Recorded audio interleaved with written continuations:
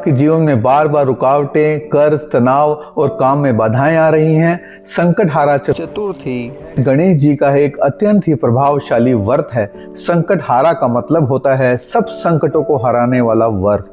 जी हाँ, इस दिन यदि आप गणेश जी का सरल रूप से पूजन करें, उनकी प्रार्थना करें, आरती करें, तो आपको निश्चय ही मानसिक तनाव, आर्थिक क्लेशों से और कई लंबे चले आ रहे आपके संकटों से मुक्ति अवश्य मिलेगी। नमस्कार, मैं हूं आचार्य संदीप और आज हम इस व्रत के बारे में बात करेंगे, कैसे सरल रूप से आप इस व्रत का पालन करके अपने जीवन में परिवर्तन ला सकते हैं।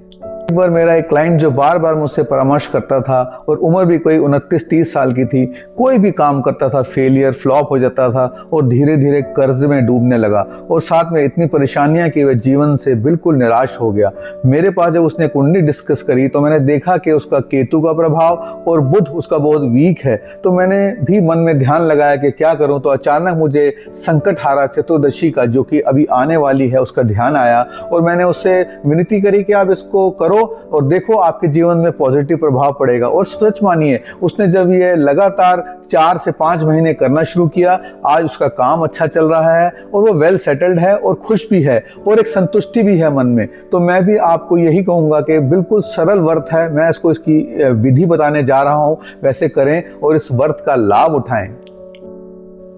विधि बहुत ही सरल है। सूर्य उदय से चंद्र उदय तक का ये व्रत है। सुबह प्रातःकाल सूर्य उदय पे उठें, भगवान श्री गणेश जी का वंदन करें, उनकी आरती करें और ओम गंग गणपतये नमः की माला 108 का हो सके तो 5 बार जाप करें। गणेश जी को लाल फूल अर्पित करें, मोदक अर्पित करें और ध्रुवा घास जो उनको अति प्रिय है वह उनको अर्पित करके उन्हें प्रणाम करें और अपना शीश नवा के अपने आप को उनके चरणों में समर्पित कर दें।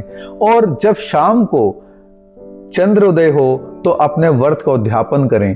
पहले गणेश जी को कुछ मीठा भोग लगाएं और फिर उसे आप ग्रहण करें। बस ये बहुत ही सरल उपाय है, इसे आप इसका पालन करें।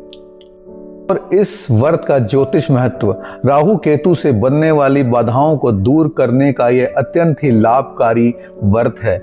बुध ग्रह जिनके वीक होते हैं उसको ये अत्यंत पावरफुल बना देता है। बुध आप जानते हैं आपकी बुद्धि, बिजनेस और मनी, इन सब का ही कारक है कहीं ना कहीं। और साथ में शिक्षा, व्यापार, जो बोलने का प्रोफेशन करते हैं और जो एक मैथमेटिक्स में डील करते हैं और जो किसी ना किसी तरह से फाइनेंस से रिलेटेड हैं, उनको तो इस व्रत से बहुत ही लाभ होने वाला है। शेयर मार्केट में, और बच्चों जो मैथमेटिक्स में हैं और जो आगे आज के दिन में कंप्यूटर्स में जाना चाहते हैं, उनके लिए तो ये बहुत ही लाभकारी है। और सच मानिए, किसी भी प्रकार का संकट, बाधाएं, कर्ज उससे मुक्ति दिलाएगा। क्यों कि गणेश जी का ये व्रत है और गणेश जी रिद्धि सिद्धि के और संकट को दूर करने वाले हैं। तो इस व्रत का पालन अवश्य करें।